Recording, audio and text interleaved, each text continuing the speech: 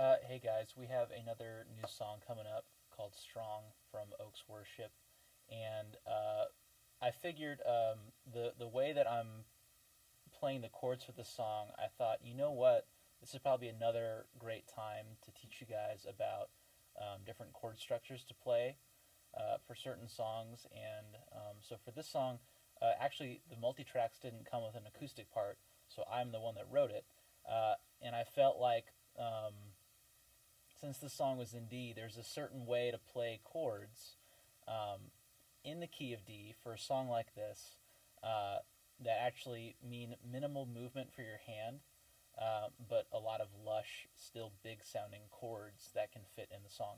And so for a preview of all those chords, I'm just going to play like that bridge progression to just showcase all the different kinds of chords that you'll see in this song. So 1, 2, 3, 4.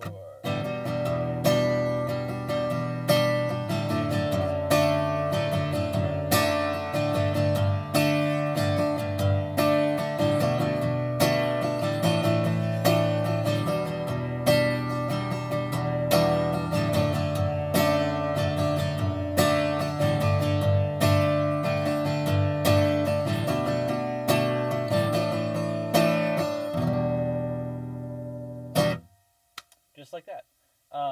So the whole way of playing this song is based around the normal D shape, and you'll notice I'm not playing the full D chord. So the full D chord would sound like this,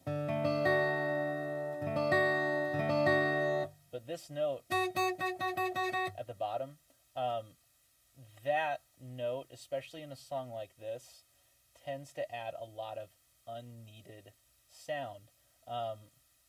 This song, especially the way that the chord structure is laid down on the piano, which is kind of the lead instrument for this song, especially in the beginning, really avoids a high F sharp, which is that note. It tends to focus more on the low, creating a really, really rich kind of low mid for this song. And so the last thing that we want to do is try to take away from that dynamic by playing that full D chord. That's just going to add a little bit too much. So the bulk of this sound for the acoustic is going to live in like on the open D string, just like that, on the G string, playing that A, and then on the B string, playing that D. So most of the song is going to live on those strings, and then what's going to be changing a lot more often is the bass note that you're playing on this E string and on the A string.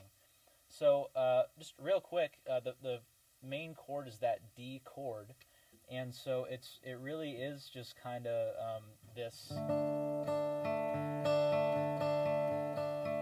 these three notes right there. That's going to be your D chord for this song.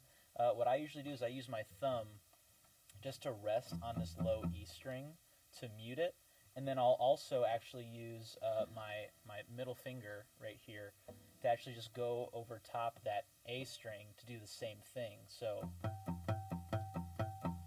those are now muted. So instead of me accidentally hitting them while playing this D chord, I can just remedy that by using my fingers that aren't doing anything to mute those really low strings that I can just play as hard as I want. And I'm not going to make any extra noise with these low strings. Also, at the same time, on my ring finger, as it sits on the B string, I'm using the back part right here that isn't doing anything, just to rest on this low string like that. Because if we didn't, then we would have a lot of, and we don't want that high E string to come through either. We really just want to keep it centrally located just to these three notes.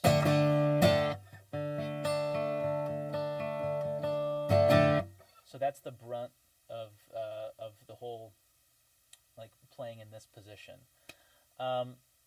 The easiest chord to get to after that is going to be the G shape for this song and for this, like, for playing in this kind of D structure. So all you need to do at this point, remember how I had my middle finger up here just kind of blocking that A string? So all we're going to do is just take our middle finger, bring it up to the low E string, and put it on the G note right here. So everything else is really going to stay in place. So we'll go back to our D shape, and all we're going to do is take our middle finger and put it on the G note on that low string. So now the bottom part of our middle finger is now muting the A string, and so it's going to sound like this.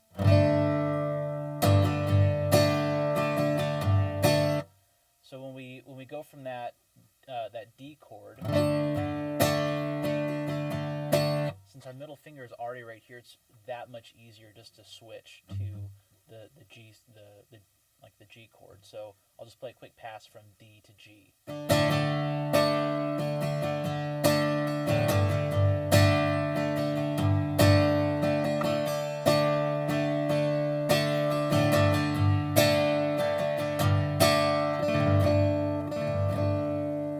And so I know this is not a traditional G chord. A traditional G chord would be like this. But again, we don't want a lot of this high up material because of the way that this song is voiced. We want to stick to these notes down here, and we want to change the bass accordingly. So that's why that chord shape sits really well in this song, I think. For our A sound, we're still going to use all these same strings down here. In fact, we're going to make the same shape that we do for an A. What we're going to do is we're going to use our index finger to bar this second fret. So typically an A chord, you're already barring these three notes right here like that. Okay, but again, we actually won't really need to shift from this shape at all, like what we originally established with the D chord.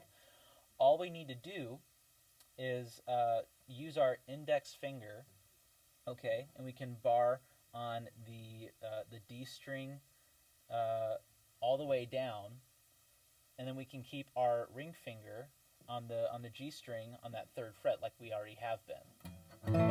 So that becomes our A. So it's going to be an A sus4 for the whole song, but that still works in our favor because that D, right, and that A are still going to be ringing out through the whole song, and it's going to sound really good with all the other instruments included.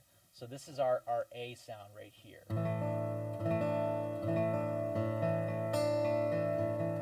And again, remember, all the while I'm doing the best I can to mute this high E string, because we don't want that coming through. And I'm also making sure that I'm using my thumb to mute any string, like the low E string up top, just to make sure that doesn't come through either. So that's how that works. Okay, the B minor chord. Everyone hates bar chords. Yeah, we can all agree.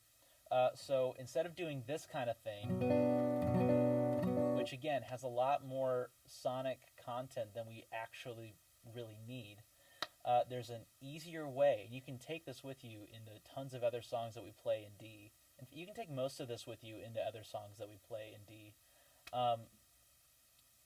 So let's go back to our original D shape, okay? So that's our original D shape right there. These three notes. So to play this B minor shape, it's technically a B minor seventh if you want to get technical about it. Also, okay, fun pro tip here: a minor seventh chord in any song. This might be a fun hack for you guys. A minor seventh chord, all it really is taking the root chord.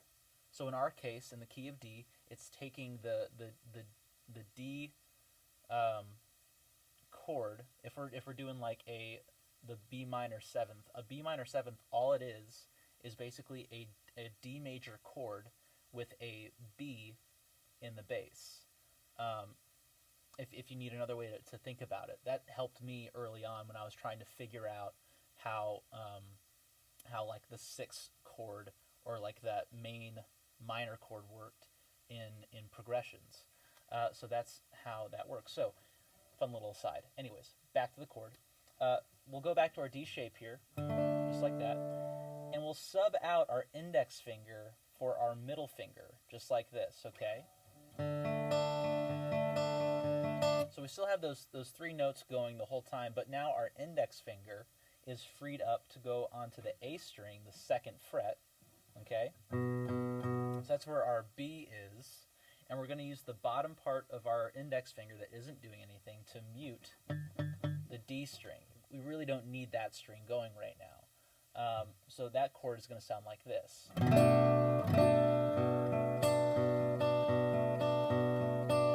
So just three notes, but it sounds really great with the rest of the band in context. So I'll just play a quick progression featuring those 4 chords that we just learned, just to show you kind of how it works and how easy it is to transition from chord to chord.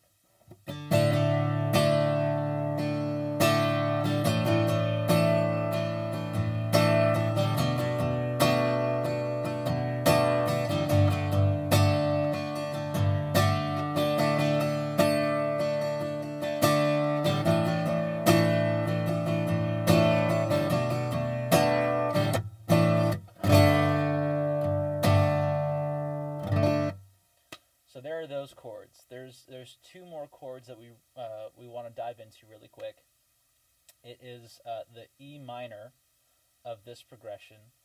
It's going to sound different than most E minors. So a normal E minor chord is going to sound like this. Okay, and that has its place, of course. But for this song, we're going to use a different shape. So we're actually going to go back to our D shape. Okay, remember that. We're going to go back to that. We're actually going to take off our index finger again and put it back where the B minor was. So we remember that. But what we're not going to do is we're not going to put our middle finger on the G string. Okay, we actually want that to ring out because that G is going to be part of our E minor chord. So we can actually keep our ring finger right here on that D, bring our index finger up to the A string, put it on the 2nd fret, and then that ends up being our E minor chord for this song.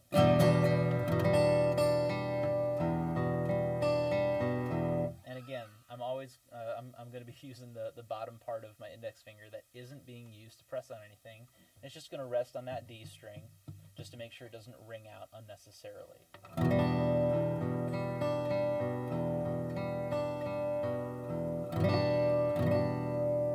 So the last chord that we're going to want to keep in mind here is going to be basically what would be called a 1/3. And for this, it's going to be the D over F sharp. Whenever you see that kind of chord, like a chord with a slash and then another chord behind it, all that means is that we have our main chord, and then the chord that is after the slash is the bass note, the note that's going to be in the bass. So that's how that works. And so for us, for this song, we need to pay attention to that as acoustic players to say, okay, for me, that means that I need to play a D shape with an F sharp note in the bass. And so the way that we're going to do that, we're going to involve our thumb. We're going to get this finger involved. So all we're going to do is go back again, right to our D shape. In fact, I should say this, out of the entire way of playing this, your ring finger really shouldn't move at all. I think it's actually staying on the same note the whole time, which is kind of a nice home base for your hand. So we're going to go back to our D shape, and then we're going to use our thumb to press down up top on this F sharp note right here, okay? And there's going to be a part of your thumb that's probably going to overlap a little bit, and we're actually going to want to use that to mute that A string a little bit. And then we're going to use the bottom part of our ring finger to mute that high E string, and that should give us this sound.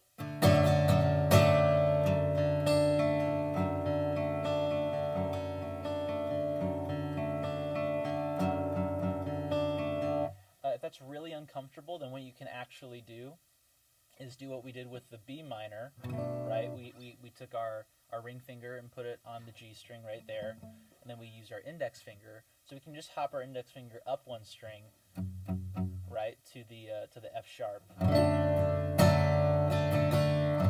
So there's a couple ways to do it, but I found it's easier for me if I use my thumb, but you can for sure use this kind of method instead.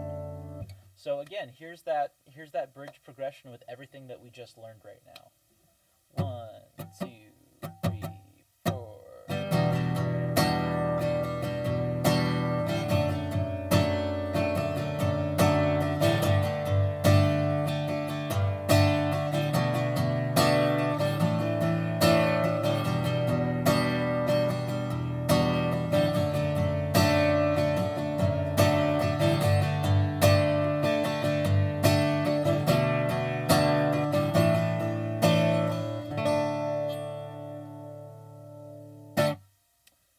So there's how you play the chords for strong. And if we do other songs that like if you're hearing the recording and you're hearing some of these same voicings, this is a way to help you next time to easily figure out, oh, we're playing the song in the key of D, these chords in the up tracks sound like these kinds of voicings. So now you can use that. That's now part of your toolbox. So hope that helps. Thanks for watching, guys.